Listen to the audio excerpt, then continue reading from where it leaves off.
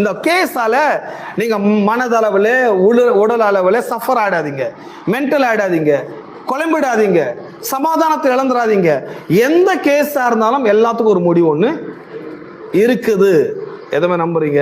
அது என்ன கேஸா இருக்கட்டுங்க, உலகமே உங்களை ஏமாத்துறதுக்கு நினைக்கிட்டோங்க.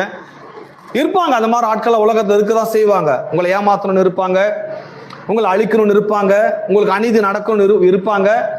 கவலைப்படாதீங்க, அதெல்லாம் யூஸ்லெஸ். அதெல்லாம் ஒன்றும் உதவாத பொருள் அதெல்லாம்.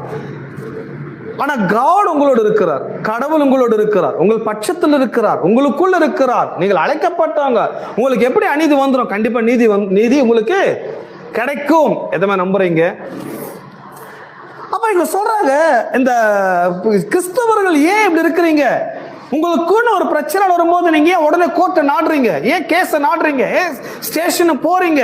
ஒரு ப்ராப்ளம்